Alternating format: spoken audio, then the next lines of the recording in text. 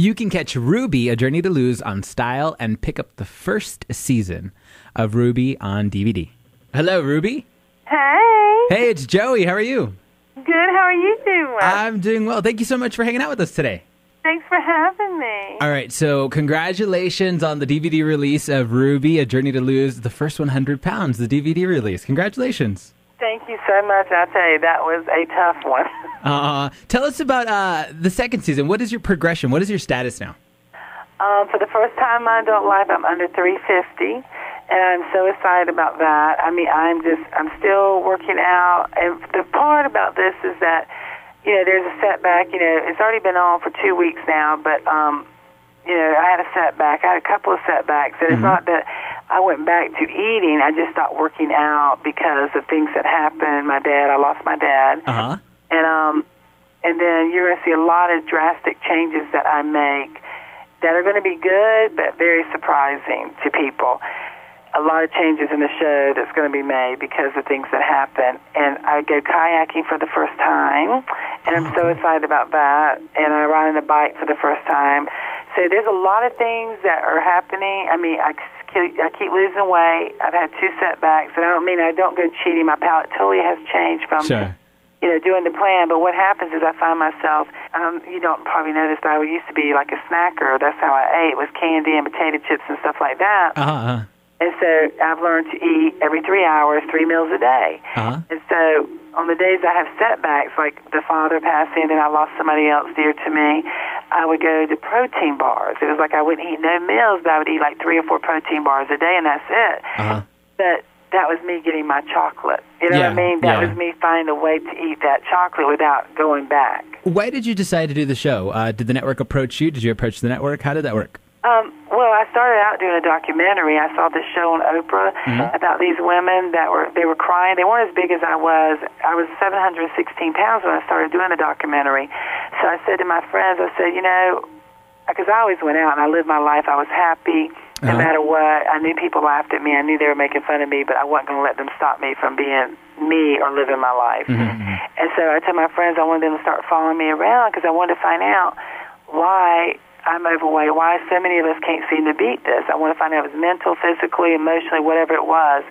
And so one of my friends from L.A., you know, knew I was doing this, told a producer friend of hers, and next thing I know, the Sal sits there, you know, not sits there, but the Sal approaches me and says, we like what you're doing, we would like to follow you. And I said, as long as you keep my truth, which they have, it's been awesome, you know, yeah, I'll let you follow me. But, you know, the unexpected part of the journey was the mental part. I really had no idea it was 75% mental. So, you know, everything I find out for the first time, trust me, y'all are finding out too.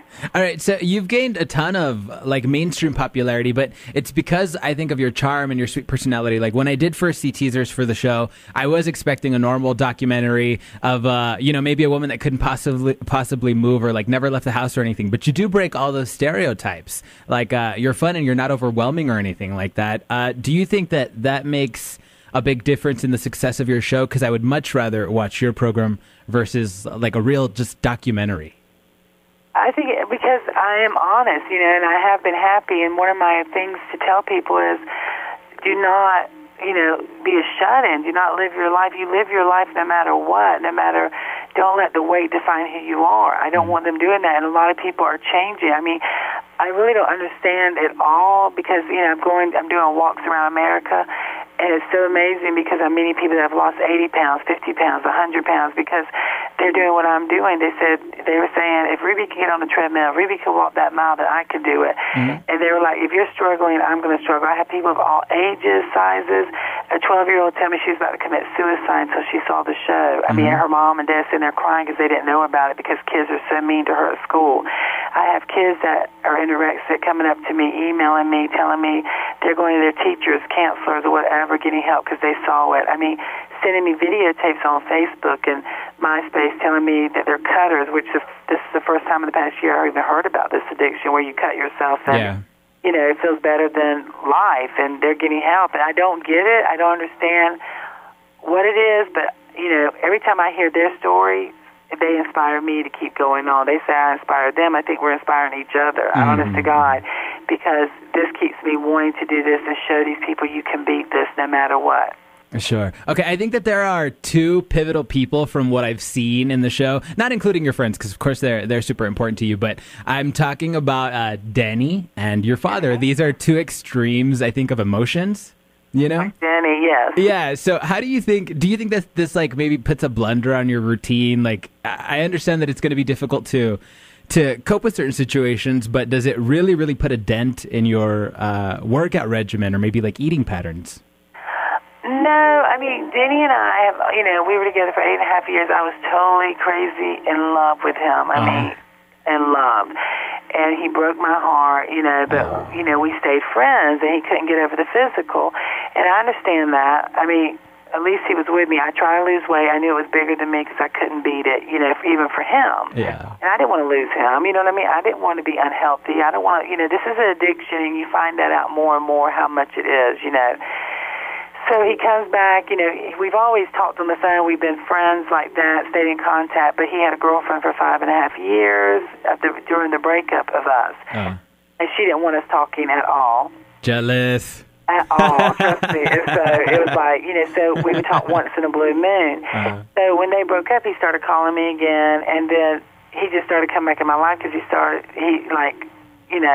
came to visit me and stuff like that because he saw me losing the weight and saying, this is all I ever wanted. I've always loved you. I want you back. And I keep telling him I don't want to get back. I'm over him, but he doesn't believe me. And it makes everybody, I think almost every woman in America so angry, what I mean, really mad.